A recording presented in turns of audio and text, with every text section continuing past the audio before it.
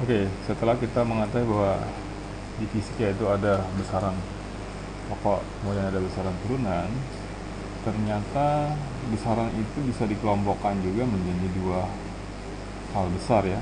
Besaran fisika bisa dikelompokkan menjadi besaran yang kita sebut dengan vektor ya, dan yang selanjutnya adalah skalar. Nah, apakah vektor itu? Vektor adalah besaran fisika yang memiliki besar dan arah. Besar dan arah. Sedangkan skalar adalah besaran fisika yang hanya memiliki besar saja. Jadi vektor memiliki besar dan arah, dan agar lebih lengkap kadang-kadang juga ditambahkan dengan harus mematuhi aturan-aturan vektor, mematuhi aturan vektor. Oke. Contohnya misalnya, kalau kita tahu, kita tadi bicara tentang kecepatan. Kecepatan ini memiliki besar ya, misalnya besarnya kecepatan sebuah benda 20 meter per detik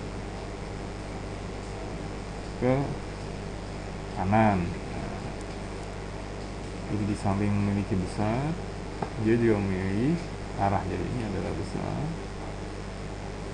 dan ini adalah arahnya. Oke, ini ada besarnya dan arahnya. Sedangkan massa benda 2 kg hanya memiliki besar saja. Jadi massa ini kemudian dikelompokkan sebagai besaran skalar. Sedangkan kecepatan adalah vektor. Namun kelajuan adalah besaran skalar. Karena misalnya kelajuan itu untuk kecepatan 20 meter per second, itu kelajuannya adalah 20 meter per second. Jadi hanya memiliki arti kecepatan ini kelajuan ini hanya memiliki besar kecepatan saja.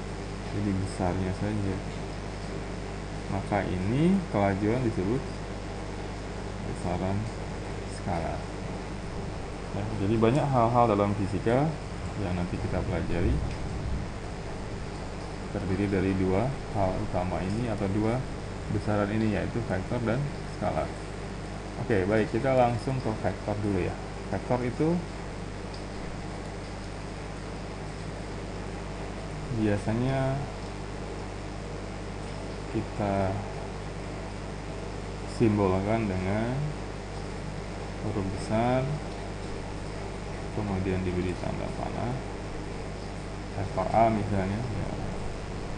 Seperti itu misalnya kalau digambarkan besarnya tertentu ya, panjangnya adalah besarnya dan arahnya tertentu. Kemudian misalnya ada vektor lain ya, vektor B misalnya. Vektor B, kalau vektor B seperti itu, katakanlah vektor A dan B ini memiliki titik tangkap lah, ada yang memiliki titik tangkap yang sama ya. Jadi titik tangkap itu adalah sebuah titik di mana kita awalnya menggambarkan vektor ya, titik tangkapnya. Kemudian ujung vektor ini biasanya diberi tanda panah menyatakan arah. A dan B ini karena memiliki arah, otomatis kalau titik tangkapnya kita samakan, dia memiliki yang namanya sudut antar dua vektor. Katakanlah sudutnya adalah sebesar theta. Nah, antara vektor A dan B ini ternyata bisa dioperasikan dengan bermacam-macam operasi. Yang paling umum misalnya dijumlahkan.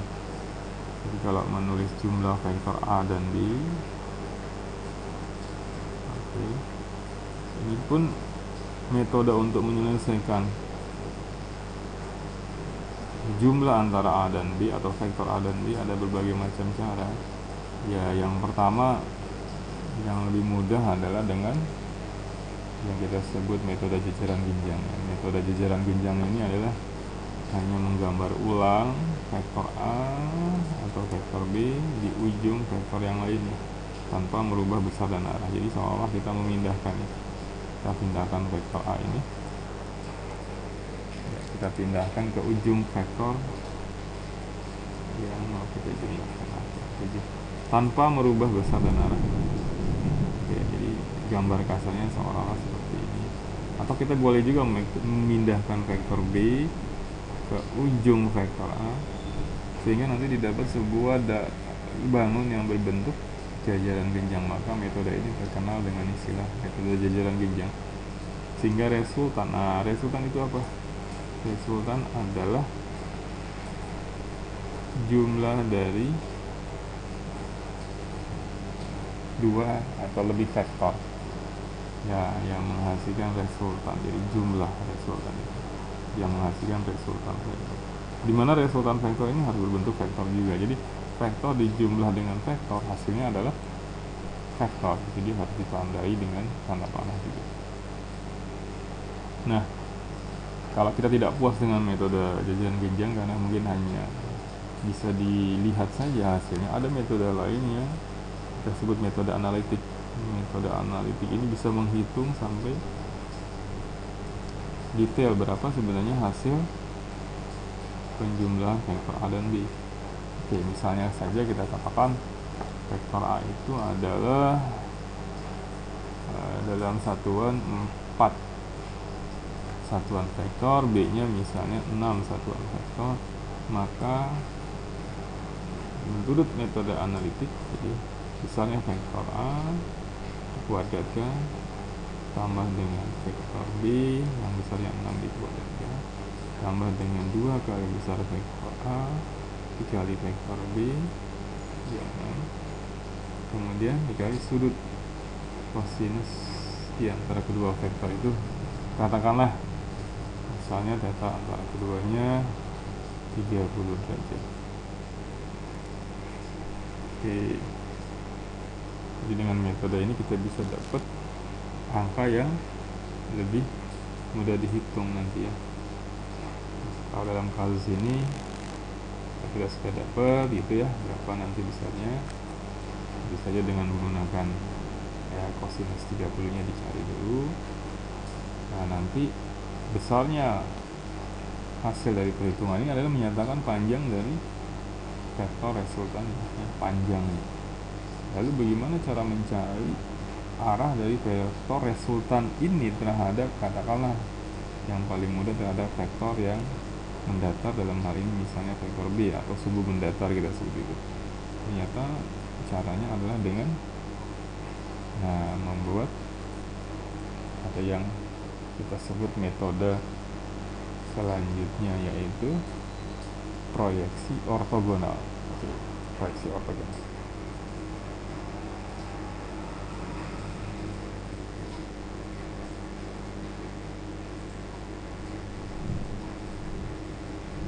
Proyeksi ortogonal adalah kita mencoba menguraikan vektor-vektor menjadi saling tegak lurus.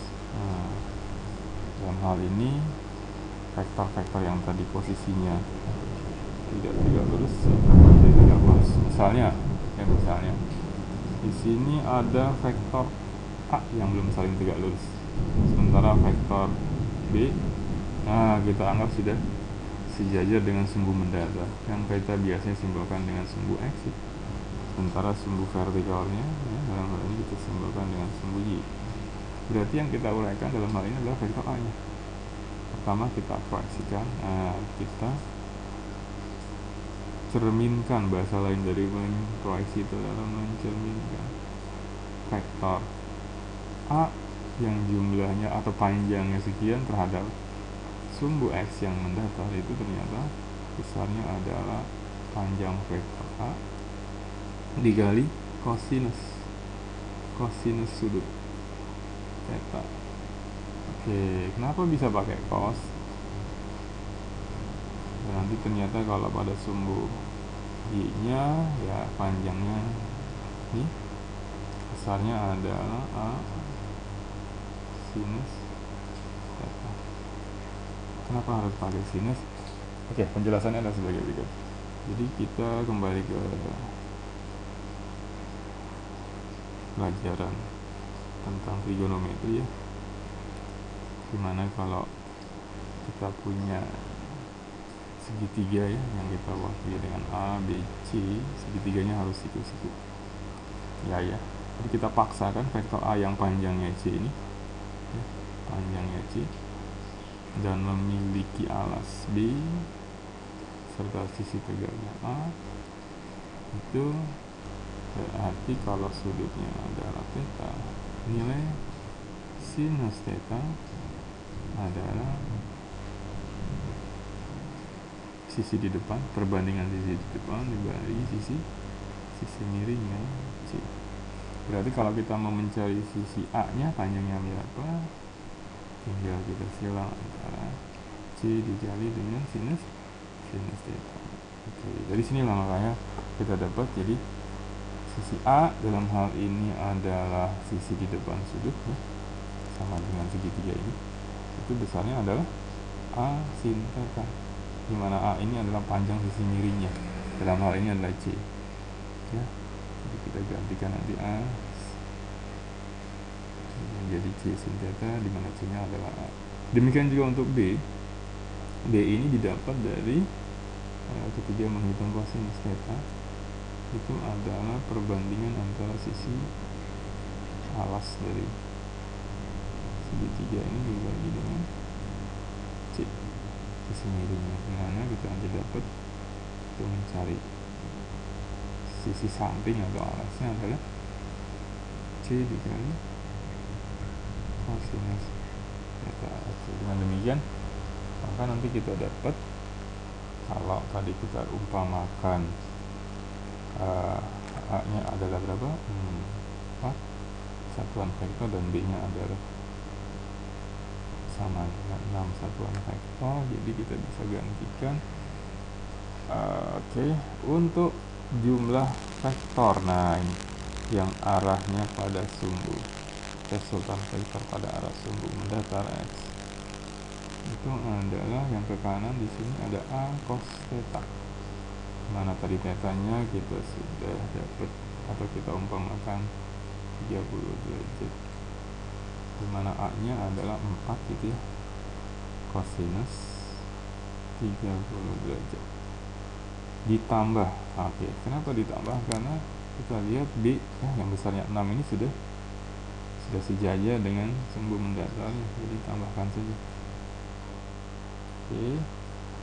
Kita uraikan kosinus 30 itu dengan menggunakan tabel trigonometri, kita dapat kosinusnya adalah setengah akar 3